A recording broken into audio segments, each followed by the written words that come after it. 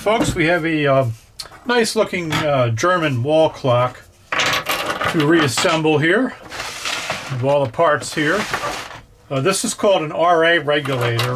It has the R and A on the pendulum itself, which stands for Retard and Advance, and it's how you turn the nut for timekeeping. So they become to be nicknamed as RA regulators. But it's a German clock. Now this has been cleaned, it's been rebushed, and pivots have been polished. So we're all ready to go with the disassembly here.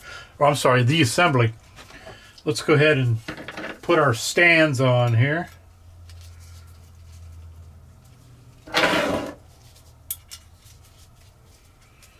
Nice clean clock. Looks like it's really never been taken apart before.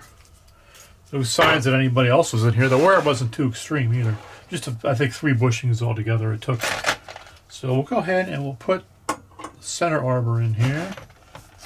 And this is the first wheel in the time train. The time barrel in here. Of course, the mainsprings, as you saw earlier, were taken out and cleaned and lubricated and reassembled. Or reinstalled, I should say.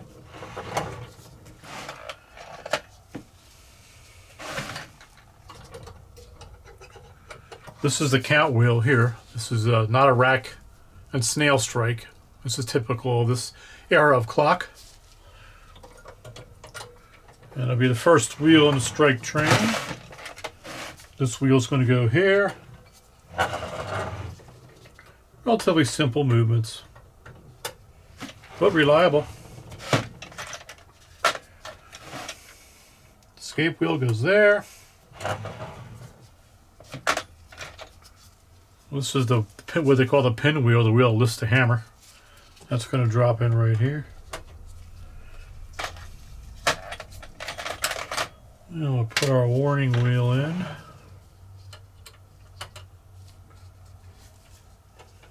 Oops. Missed this wheel here.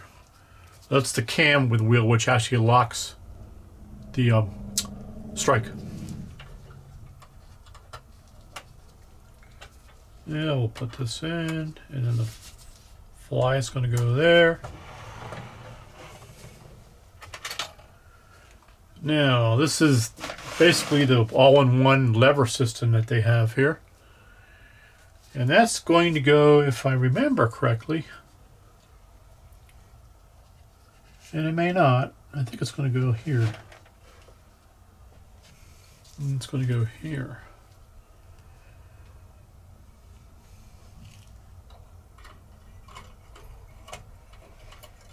Let's see if I can. We'll have to remove these wheels first to get these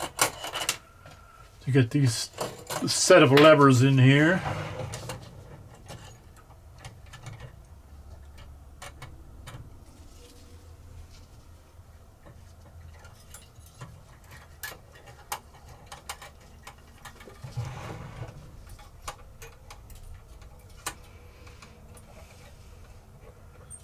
It's going to go here. You can see how that works. This lever here drops into the count wheel, this bottom lever. And this lever here is going to drop into the cam. So that's going to go underneath that lever. And this lever is going to be the warning lever here. So this wheel will go underneath that. Let's see if we can position this so that we are in sync here. Not sure we're going to be able to get it just right. We may have to separate the plates. The warning pin usually goes roughly about halfway from the warning lever on the other side, or 90 degrees.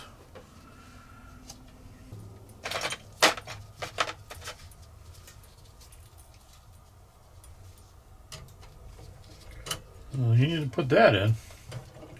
That needs to be indexed also, so we have to make sure that's just dropping off.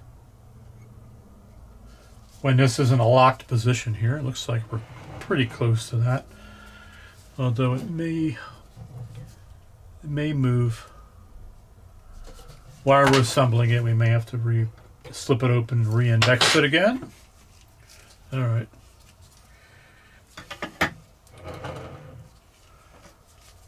All right, folks, we'll put the plate on here.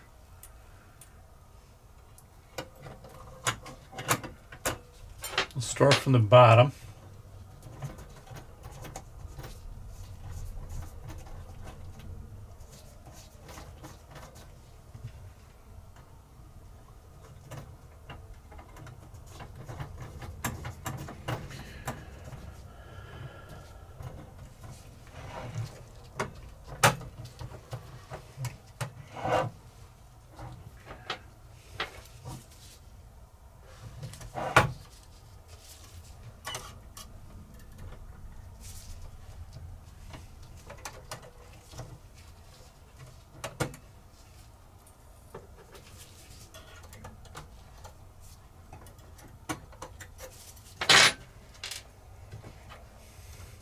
Put this nut on here so it holds the plates down.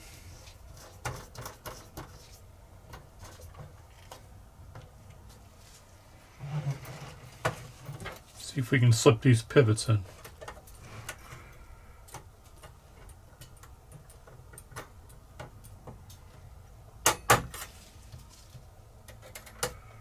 It popped in.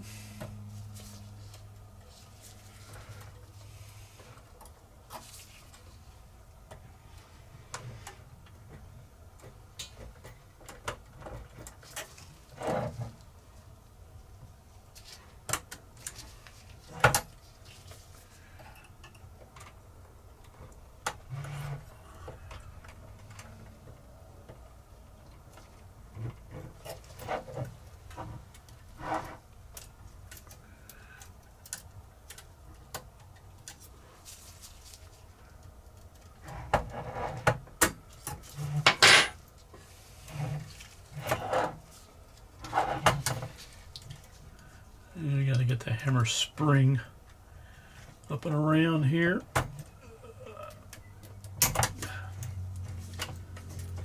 It's got to be on the other side of this. There we are, that lever. Pin that in there.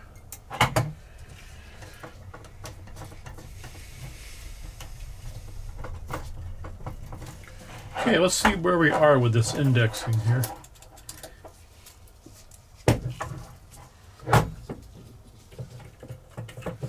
And to make sure you've got the spring in here, this actually provides tension for the strike levers there.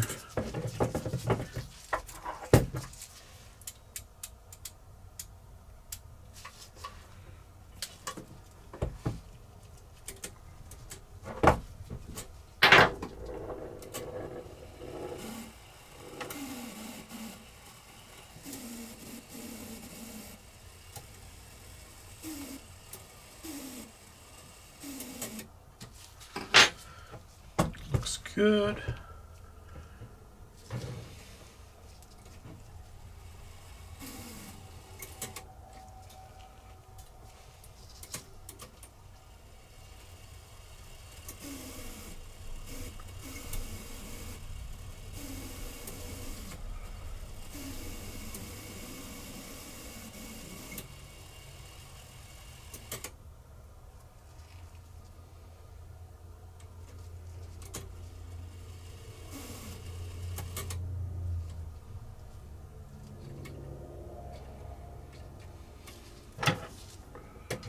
I'm going to move this count wheel a little bit so that the lever drops right at the beginning of these open slots here. This is what is responsible for the counting of the strike. I do have to move this slightly this way. Let's see if I can use a screwdriver to do it.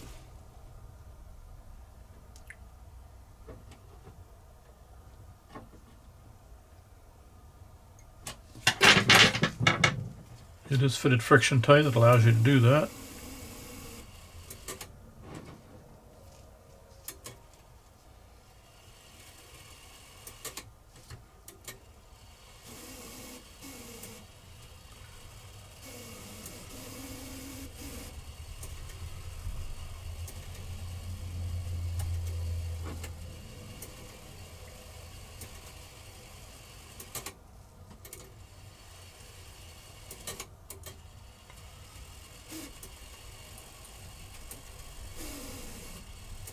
I have to move it a little bit this way.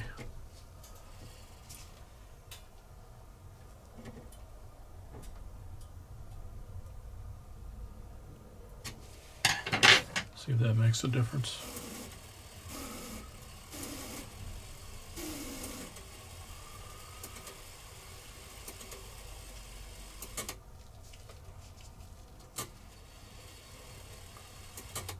It looks perfect.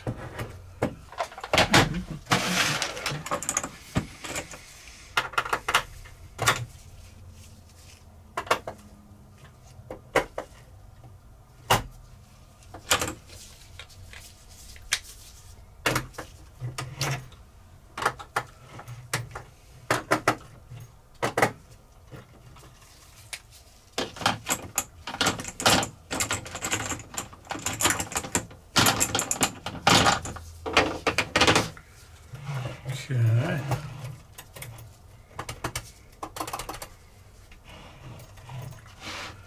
We definitely need to get some oil in here.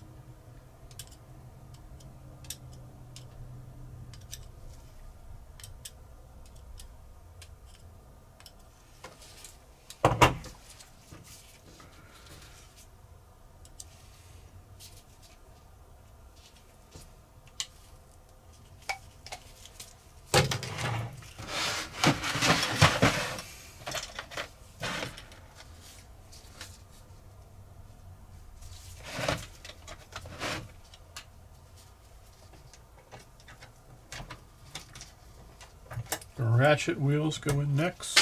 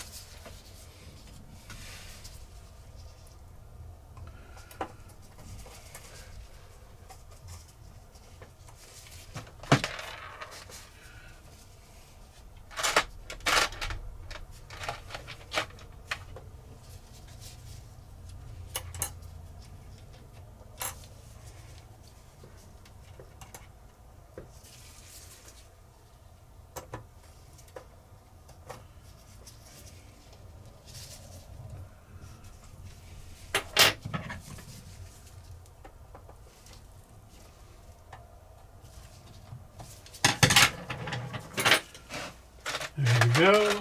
And we're going to put the strike set-off lever on here next.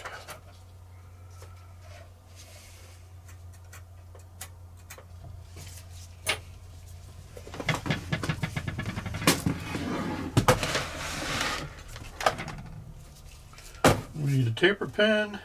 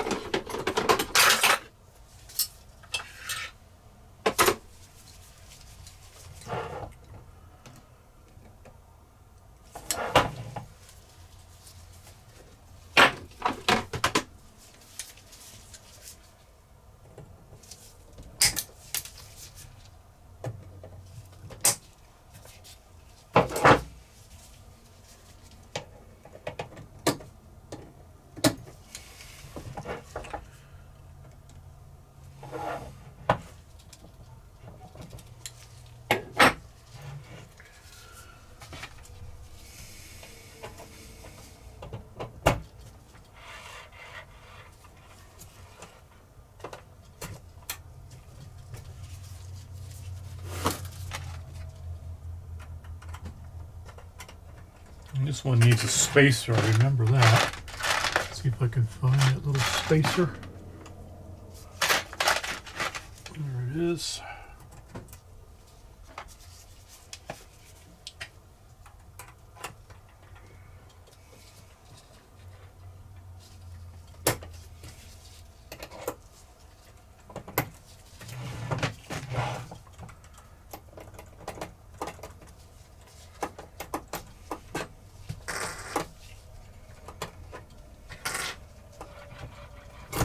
I like to put a little bit of, just a little bit of lubrication here on this cannon pinion, hand tension. It felt a little tight. It feels better.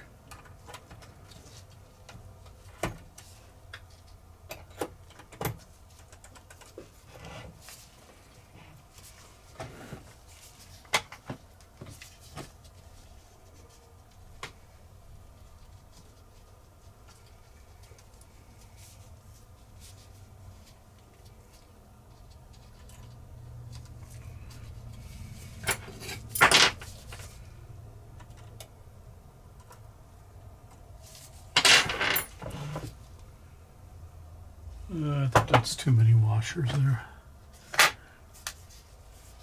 I'm going to take one of these off. Try that one there.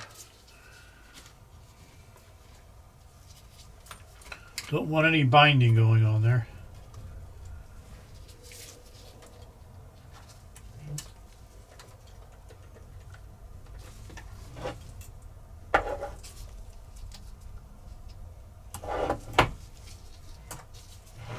See what works better, this way or the other way.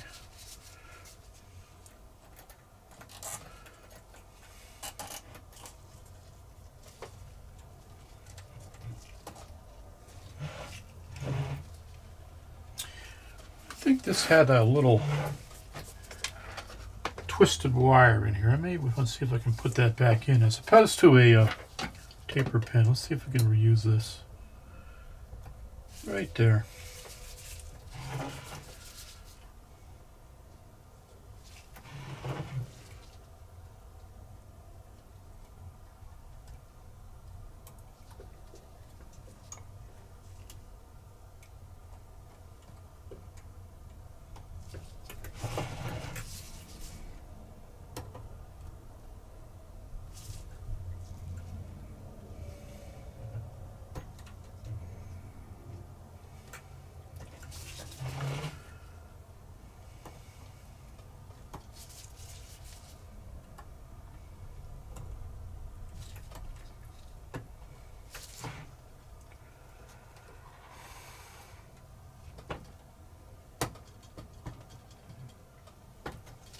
There we go. And we'll bend that around.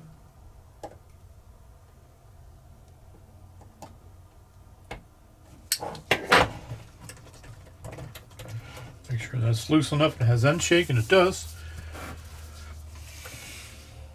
I do have a little washer I noticed in there. I'm thinking it might actually go up here. See if it works better to go on top of it or under it. I think it's going to work better to go on top of it. I don't remember since I took this movement apart several days ago, but we'll put that there to limit some of the play there. And this had a little wire, twisted wire also.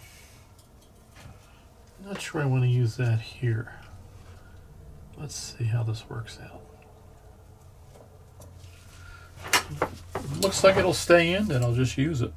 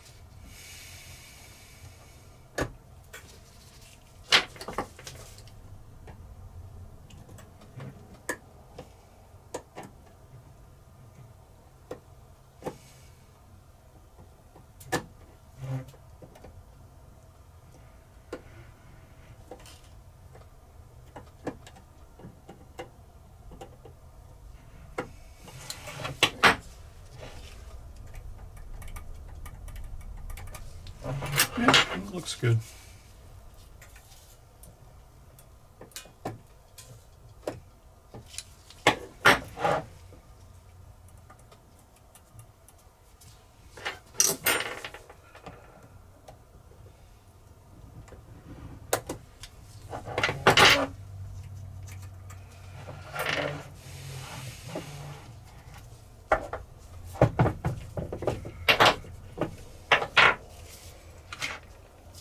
With the pallets, and these pallets, they were actually in very good condition. This clock really hasn't been run all that much, so there wasn't even any polishing that needed to be done on the pallets. Oftentimes you do have to polish rough spots out, wear marks. Not the case with this one. Now we're going to turn this movement over.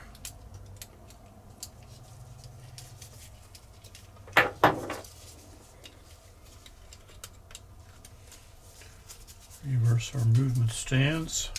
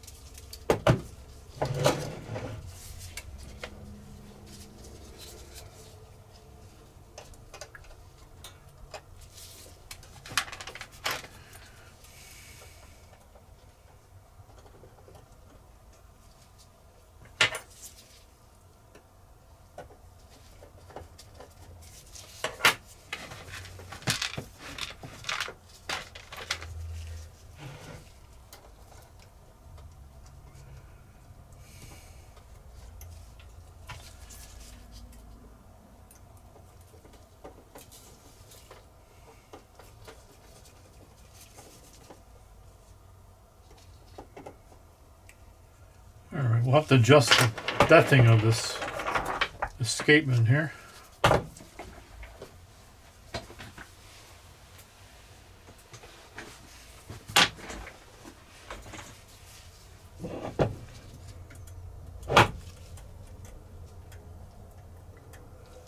little too shallow.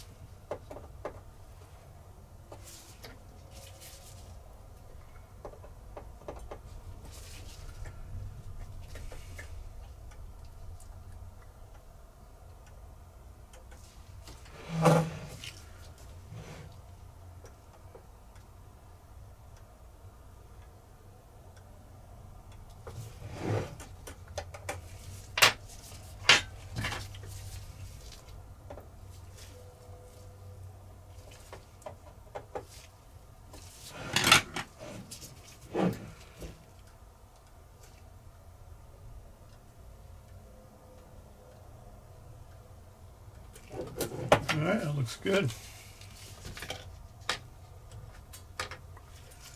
A little drop of oil on the pallets.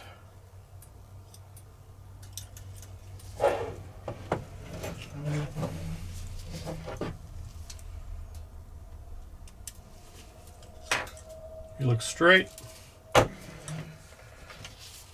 That thing looks good. If anything, it could be a little deep. We may have to readjust that, but not until we know it may have to. Not until we know it needs to be done. So I'm going to go ahead and put the suspension spring in.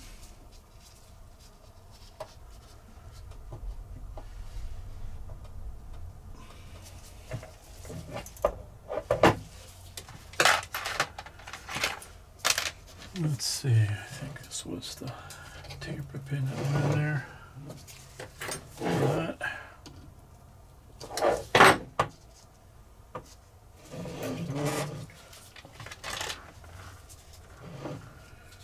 hammer, we may have to make some adjustments on this. It seemed like the hammer lever was really bent quite far down, so we'll have to see. I got a new taper pin for this here.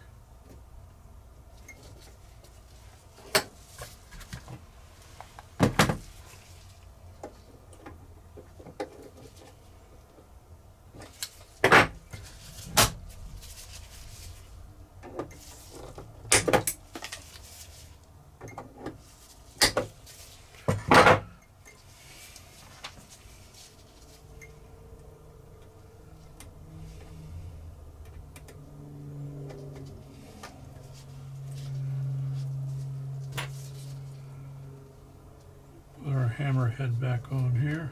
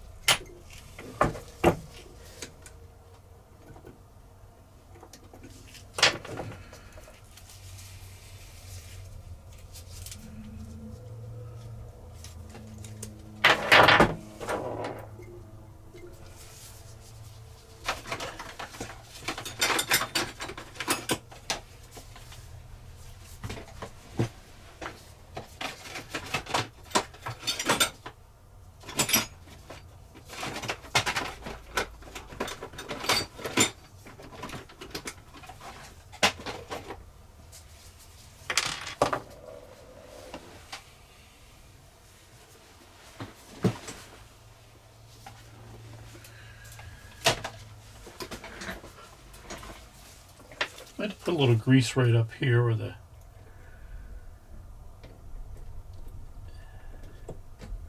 hammer stop kind of rests.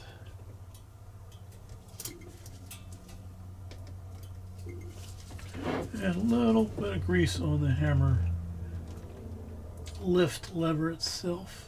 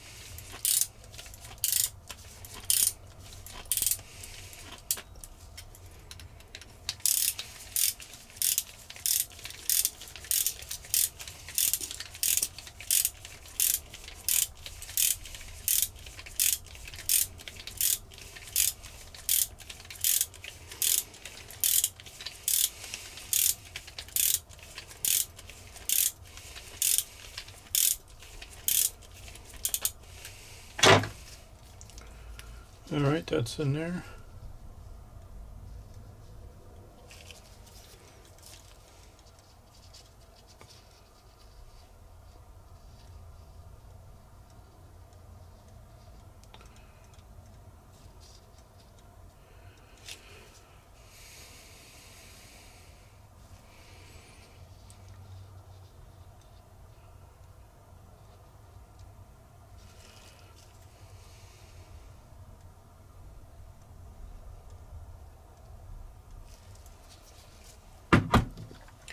All right, what I'm going to do is I'm going to put this in the case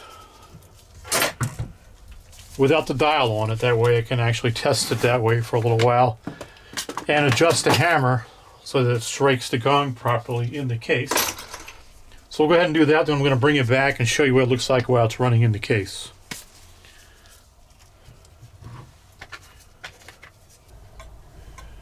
Alright folks, here we are all set up and adjusted in the case.